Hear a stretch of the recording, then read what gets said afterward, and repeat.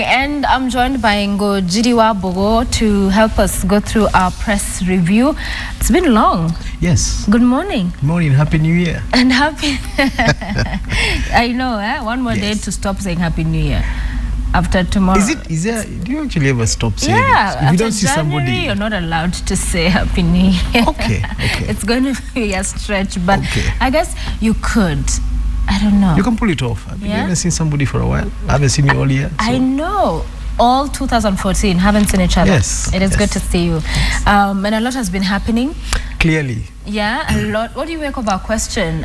Because the standard gauge story, one that has, developed to be quite an interesting one with new twists and turns every other day.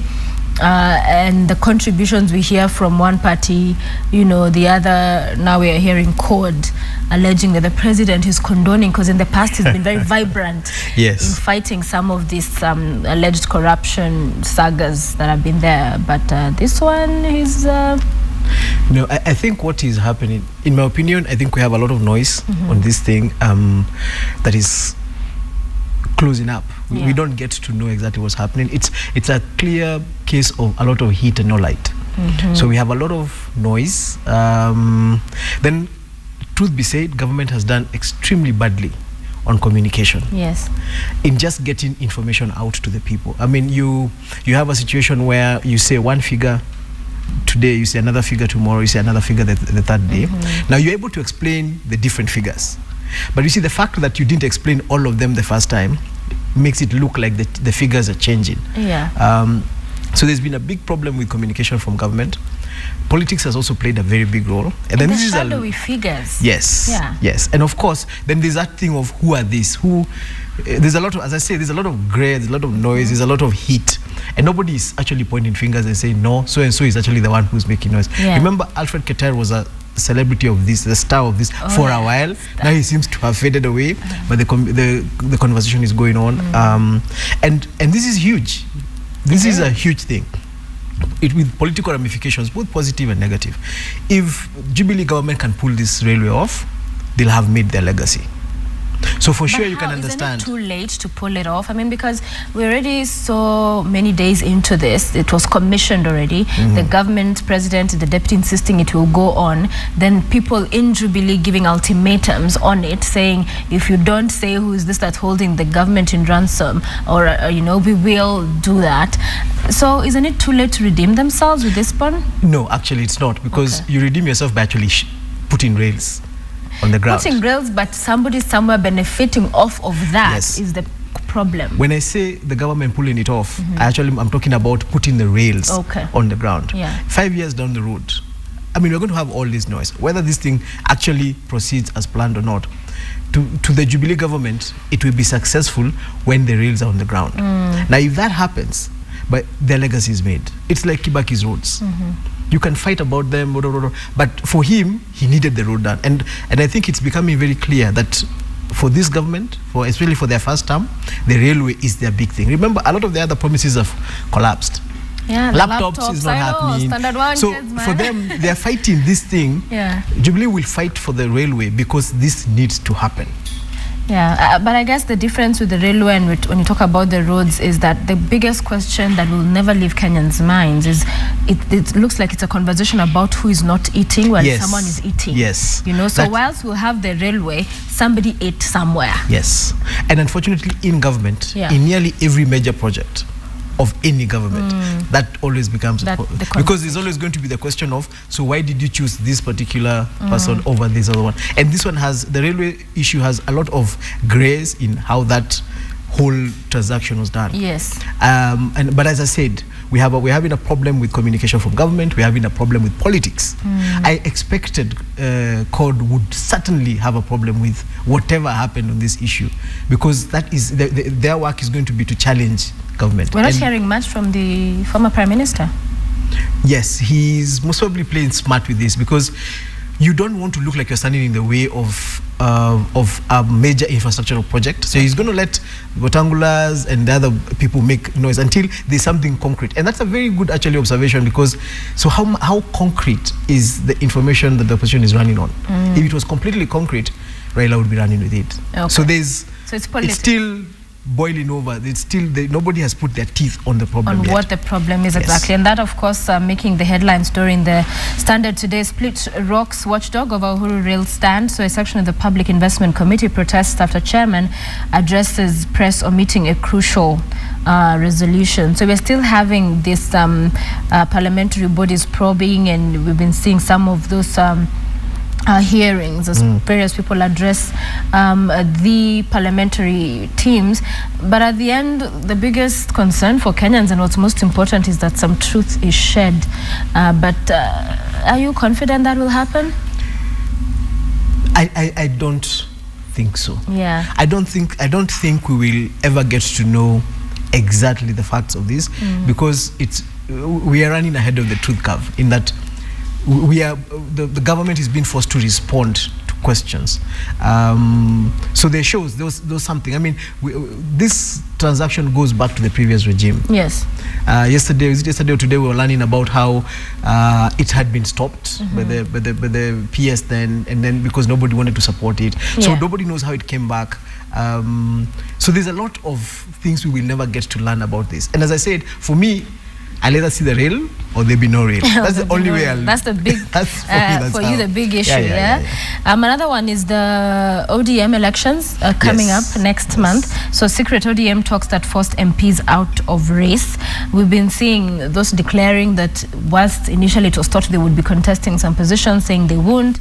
We saw Franklin Bet opt even out of Way ODM. Before, Yeah, and so a meeting in Nairobi on Tuesday between ODM party leader Odenga and youthful MPs from Luo Nyanza capped a flurry of consultations that sealed the deal on the forthcoming party polls. So there's also a conversation around the young Turks taking over, old guard stepping aside, and also the Secretary General position and whether it should be, put aside for Luo Nyanza, as we've seen in the past.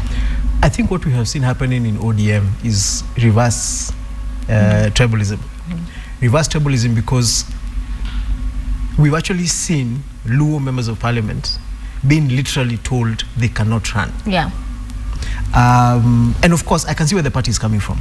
The party is already perceived to be a Nyanza party, and the party leader is most probably trying to do everything he can to make sure that perception is fought. And how do you do it? By making sure you give away strong positions in the party to people from other regions.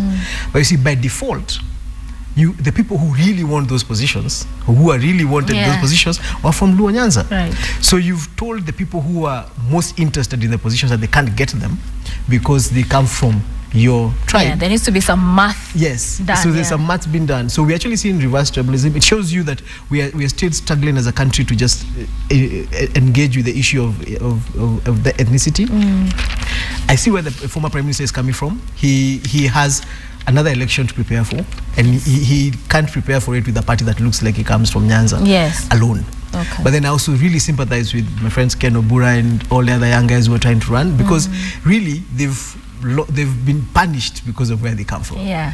And it's quite unfair. Yeah. But hey, that nature is of politics. That yes, is politics. indeed is. Yes. Page 7. Free South Sudan detainees meet Uhuru, the freed ones. We saw that yesterday, the press conference. So 7 in them in number. For you, what's unfolding there? The pace at which we're seeing the resolution or the efforts to bring a resolution. What do you make of it? I think first we need to give kudos to IGAD. I mean, it's amazing how much progress, despite the fact that there's been a lot of loss of life and forced displacement. Right. But it's amazing how much progress they've actually made in getting these warring factions together.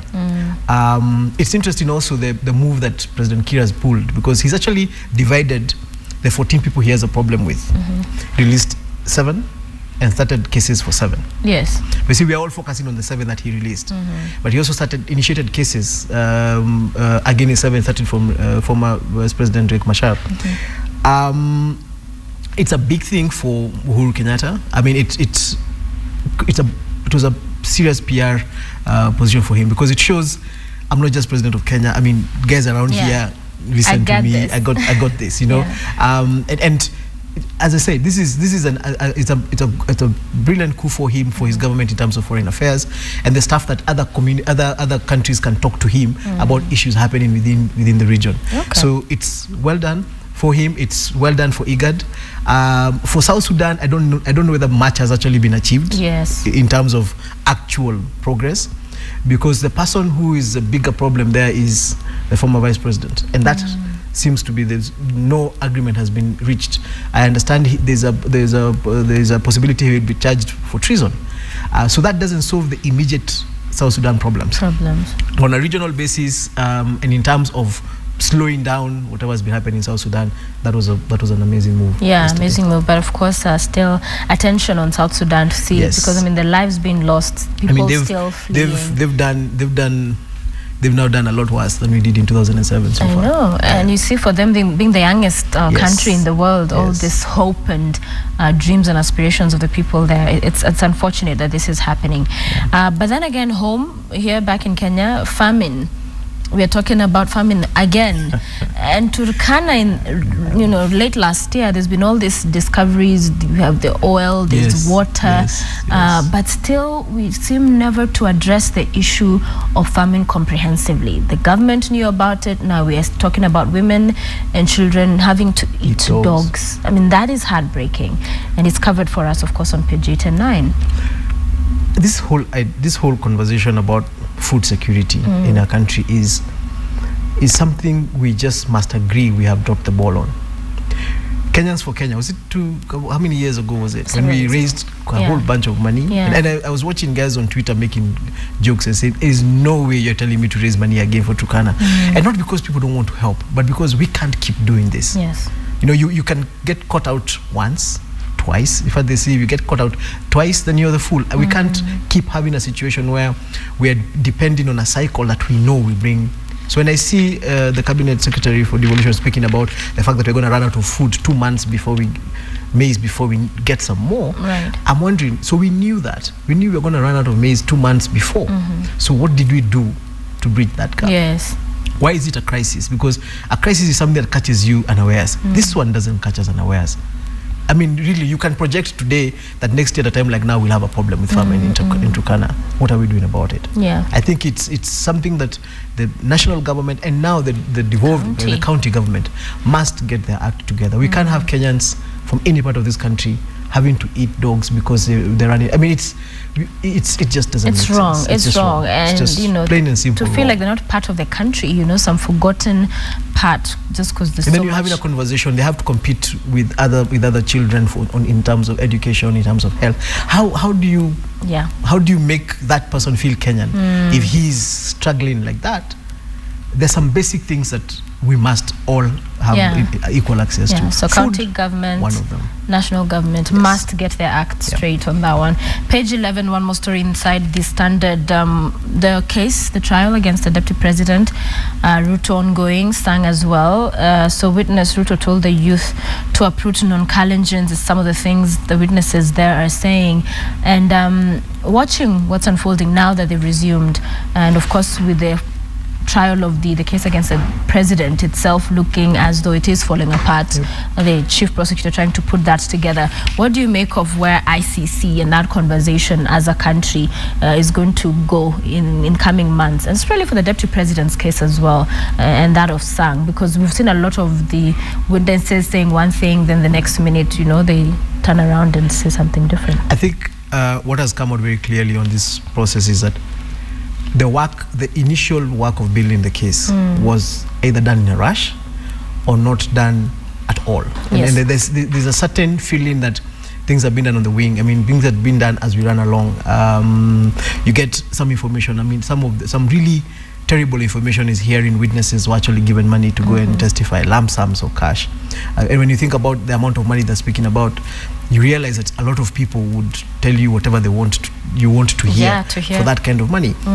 I guess the issue about this case will be, as at the end of it all, what will be left standing, what information will be left standing, because today a witness says one thing and you believe him, then tomorrow he's cross-examined and he changes his mind or he says something different.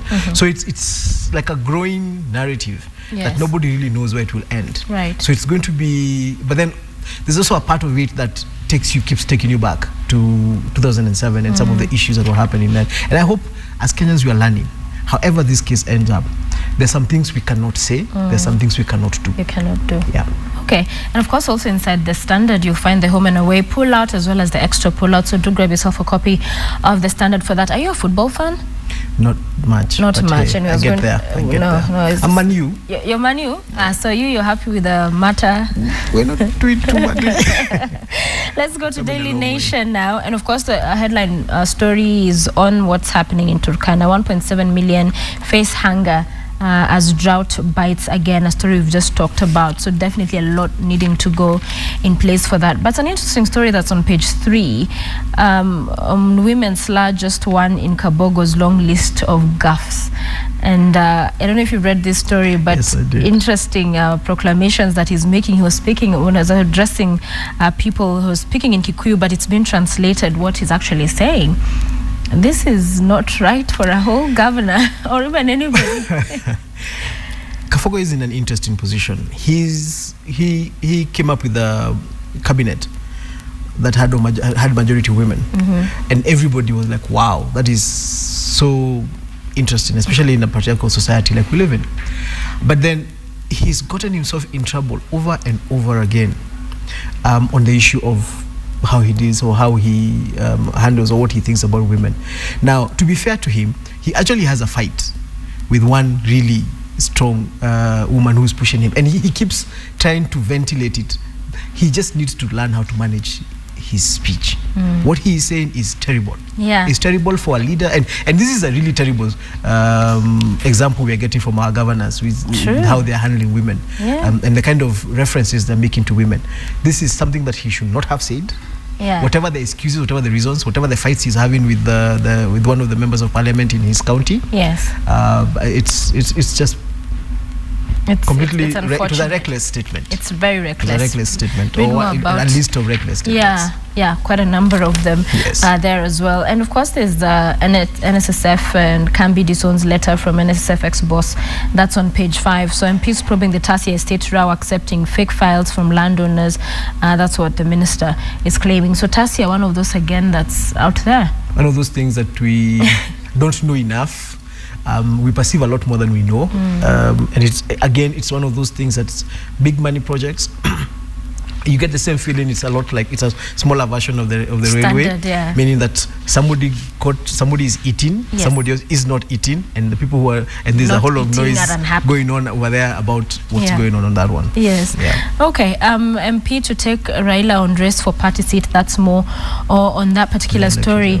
But most teachers are weaker than pupils. That's class 6 tutors scored an average of 61% in mathematics tests designed for their charges, says UN study. So you're talking about the person who's in the classroom teaching needs to be taught. Doing a much worse job than the students. I think as a parent, I can tell you for a fact that the education system the children are going through is actually extremely difficult. There's some homework questions they'll ask you and you'll be like, huh? Yeah. But then it's sad that the people who are teaching them also don't have a clue. So it most probably explains the bigger picture of the problems in our education sector, because this is a child who goes to standard 8, doesn't make it, and then his life tends to stall at that point, and you all assume that it was because you're not smart. But then you're learning that because you can only be taught you can only learn what you're being taught. If the person who's teaching you is not as good as they're supposed to be, then your capacity to receive whatever you're being taught is going to be less. So maybe there's something that needs to get done into looking, and TSC might want to actually have Kenya National Union of Teachers might actually want to be doing conversations about that, rather than pay rises and promotions. Maybe what could actually get Kenyans more interested in what they're speaking about is looking at the capacity of teachers to actually do what they're supposed to be doing. And just the infrastructure. Because you never learn, you never know how badly they're doing until you hear, because nobody ever teaches, nobody ever goes to examine teachers. Yes. You don't, you can go your child can go through school and you always assume it's their fault Yeah, they're not smart enough. They're not getting it. The guide or the teacher, whoever is teaching them, has no clue. Finally, before we move to the star, I want us to talk about a little bit about the digital learning and public schools unprepared for laptop as launch date approaches this term. So that, of course, was supposed to happen at the beginning of the year. Last year sometime. Yeah, last year. So that by the time they're opening school this year, you're meant to be working in with those laptops. But even as they're still working on that, in terms of just the schools being prepared, that's a whole different story as well. And I think, okay, there's always been the argument about that whole laptop promise. Yeah. And how applicable it is, and how do you deliver laptops to the number of children we have. My personal opinion was that the best thing would have been to set up labs, IT labs in schools, and then rather than give a child a laptop. But hey, Jubilee decided it was a better option to give laptops. Yes. I'm waiting to see how that will roll, how that will pan out. Right. Because yes, a lot of schools don't have the capacity to actually set up a laptop. Oh, yeah. Now, I know a lot of proponents of the laptop project have been arguing and saying that the laptops will bring with them development, meaning that if a school doesn't have electricity, you'll get electricity, you'll get desks. But then these schools, why don't we do that and then still contain? Because I do not see how we're going to give every child a laptop. And even the government has accepted they can't give every child a laptop, and they're doing pilot programs. So instead of having a pilot program that disadvantages some children who don't fall within that system, remember, all the children will be examined on the same basis. So whether you had access to a laptop or not, your exams are not different. Yeah. So rather than do that, why not make sure every school has an IT lab? Yeah. But again, not in government. And we're already past even the conversation. The conversation has been overtaken by events. So we'll wait and see how that pans out. The Star today, the headline, CORD plots to impeach Uhuru, motion meant to embarrass president, is a story that has its details on page 6. So it's interesting to see this unfolding as well. And this is as far as insecurity is concerned. They're talking about the runaway insecurity in the country. So the motion is likely to succeed because of the tyranny of numbers.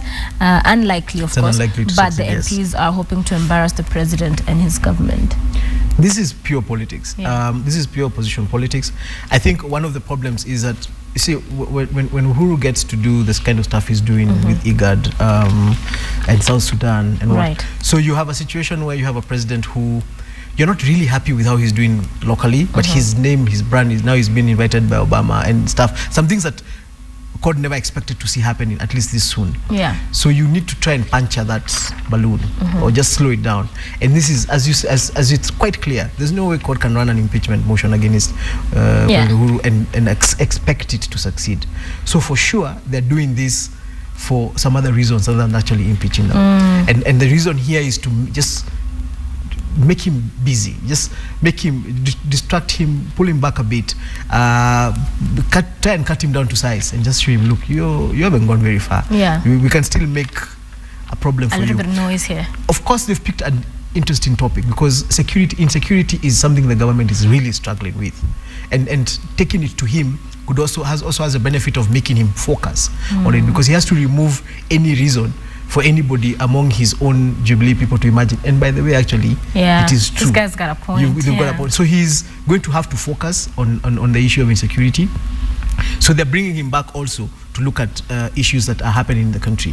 So it's got a political angle to it, in that they want to reach out to him and also mobilize and galvanize their own strongholds and make everybody know that we're here. We've got this government in check. But it also has a positive aspect of making the president actually put some fire beneath the people who are dealing with insecurity. And of course, it's about a month to go now to the anniversary of Jubilee since they came into power. So page 2 inside the Star today, Jubilee tells of progress ahead of anniversary. So the government is planning to speak about the progress it has made since it took over power in April. It's actually about 2 months. So cabinet secretaries will hold regular media briefings where they will explain what their ministries have done.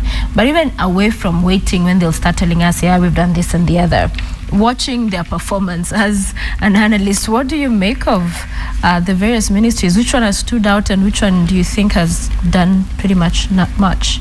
It's an interesting question you ask, because as you were speaking, I was actually trying to figure out, if I was asked to point out the cabinet secretary. You know, like the way in Mishuki's time, you could talk about, you could say, yeah, Mishuki did. Yes, Mishuki stood out. Yeah, you know, I'm trying to think about this cabinet. First of course, there's the fact that they were primarily technocrats. Yeah. They haven't learned how to play politics. You don't see a lot of them in the media, which is how you actually, you know, Kenya is a very interesting country. We judge people by how often we see you in the media, yes, especially for positive stuff. So we saw a lot of Olelenku, but it was not good for him. All negative. You see? So we have, it will be interesting to hear what they're going to be telling us they have done over the 1 year that they've been in power. Right. But again, we come back to that aspect that I mentioned when we began. We have a big problem with communication in this government. Yes. And part of the reason why nobody sees anything they're doing is because nobody actually speaks it. They don't seem to be able to present it effectively to the public. Right. And of course, picking a fight with media doesn't help that story, because media does now of late tend to take the worst possible angle of everything the government is doing. So that hasn't helped them. You know, picking up for the Jubilee government to pick a fight with media has been pretty negative. Yeah, the meat wrappers. Yes, calling them meat wrappers and stuff doesn't really help. Yeah. Because the people who tell Kenyans about the good stuff you're doing is the media. So if they choose not to only tell them about, which is what is happening of late, if you go through the news, through the newspapers, you get to hear a lot more of what government is doing wrong than what is doing right. And this is something that the communications offices can manage.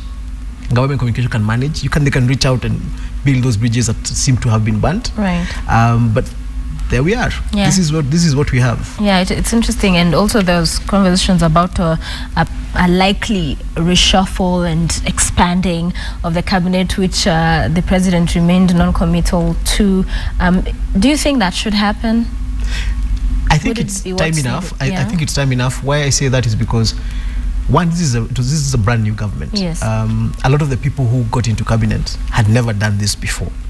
1 year down the road, you can be able to look and say, okay, by the way, maybe, I mean, we're seeing county governments reshuffling their cabinets, and their cabinets are a lot younger than this one. This is a time to look and actually ask yourself, did I place the right person in the right place? Yeah. Do I have some of the ministries actually look huge? When you think about the devolution ministry, it looks like it's really a big task for any single person. Do I need to split that up? And of course, now the politics of the day is coming into play. You know, when the president created the cabinet, he was dealing with the cabinet with the politics of that time. You need to lean and mean and guys who know what they're doing. Now it's a situation of the politics. You need to start figuring out who do you need to placate as you start preparing for the next election. Yeah. So for sure there will be a reshuffle happening sometime this year. Whether it's going to happen this month, next month, but for sure it will happen. It will happen. Yes. Finally, The People has several stories covered on the headline page, but one of them that stands out, and we heard from Kavuludi yesterday, you are clean. That is what Kavuludi declared of 3 top cops who initially, of course, had their jobs hanging in the balance. Now they can breathe easy. So they had been found on feet, and then, you know, second round cleared. What do you think about that? It's interesting because these particular 3 officers seem to have gotten a lot more leeway than the others. Why? I mean, they got called back in, they got clarified, they came in to clarify issues. We didn't see that happen with the other ones, and that's what's raising questions about what happened exactly with these 3. Yes. But then also the fact of the matter is that we are judging all the officers who are going based on what this commission is saying. So they said these 3 were bad, and you're like, okay, go home. So they've come up and said these 3 are not as bad, and we are like, but why are you saying these 3 are not as bad and those ones were bad? So the commission needs to be very careful about its own credibility. We're having a situation, like I had them explaining why one of the officers, Kingori, got a pass. They said the first time he came was rude. And the second time he came, he was polite and he apologized. And I was like, okay. So he was unfit because he was rude. Yeah, you know, so some of the reasons that they're giving, because some of the older officers who never got a chance to come back might have been benefited from the process of being able to come back and explain the things they were not able to say well the first time, like these 3 did. It didn't happen. We don't know why it didn't happen. So that credibility gap is what is going to, if the commission is not careful, they're going to start getting a credibility gap, and before long it will become another institution we don't believe in. Yeah. As we have a lot of those. As we have a lot of interesting things happening in the country. But finally, Ngunjiri, the week that we're winding up tomorrow and another one is coming, in terms of where Kenya stands now, the danger of terrorism, a very real you know, threat to the country, to the world.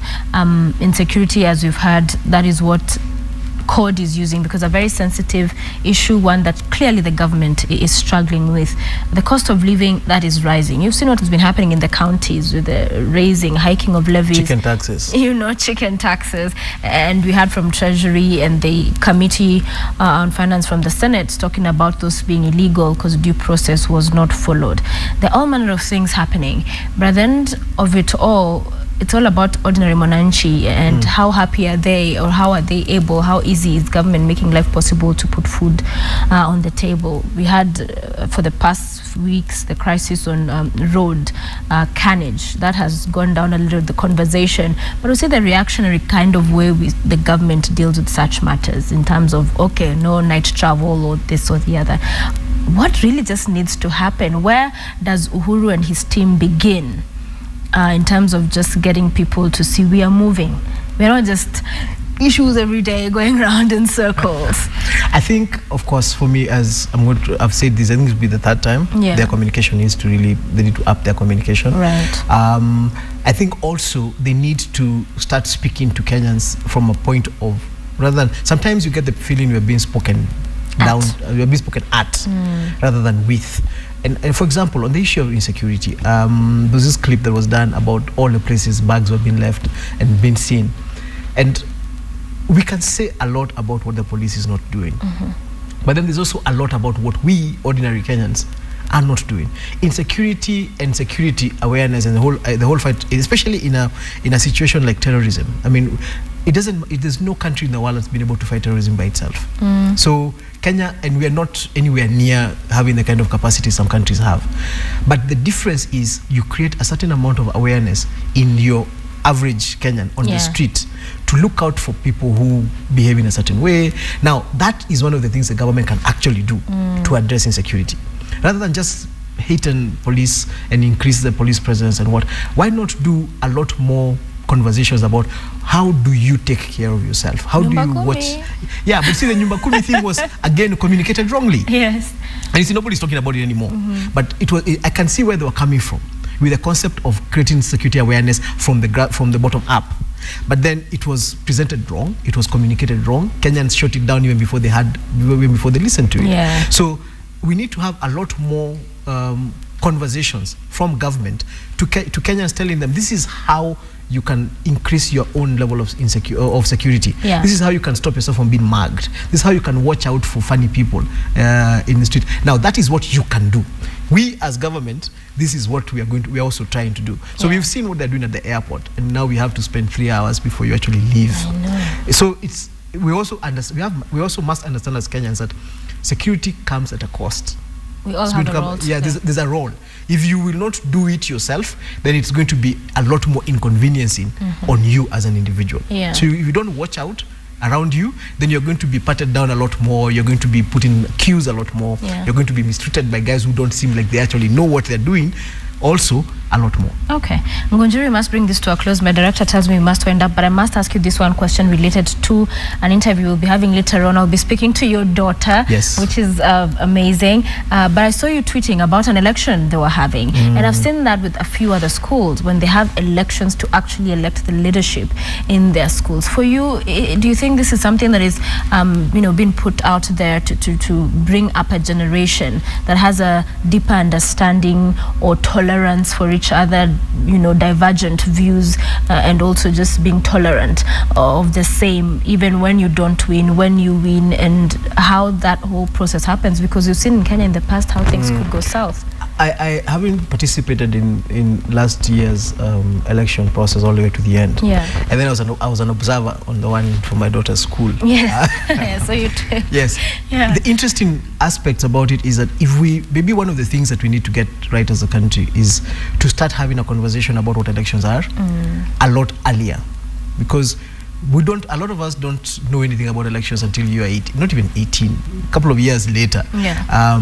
When you are thinking, okay, now I really am going to go and vote. And so the conversation of on what basis do you vote, how do you campaign, what happens, this is what the schools are trying to do. And for those schools that are doing it, I think they need to be given a big hand, because they are helping bring up a generation of Kenyans who understand the role that you play in the leadership that you have in your country, which leadership determines the kind of life that you live. Correct. This is something a lot of us have never been able to make the connection. That our complications right now, whether it's insecurity, standard of living, corruption, and the fights that we are seeing in politics, are all defined and brought about by the leaders we elected. Now, most of us don't see that connection. We elect people, and a month later we are putting pigs outside. We are doing demonstrations and calling them pigs. But we elected them, you know, and this is something we must own up. There's a responsibility we must take. And the fact that children are learning that now is just I can't see a downside for it. Okay. Yeah. Excellent. Thank you very much. I hope to see you again for joining us for our press review this morning. It is 7:13 a.m. As you heard, it's a conversation we'll be having, a very interesting one that I'm looking forward to speaking to some young Kenyans and how they're viewing elections, getting their own leadership in their schools, and what they think even of the bigger stage, that is in terms of the general elections, how they see that play out, and also just the schools and what is driving that. We've heard what Ngunjiri had to say, but also what lessons are key and important that as a country going forward, because we cannot be away from elections, will always be part of our lives. So it's important that we get it right, and good that we are seeing this happening all the way from the school level.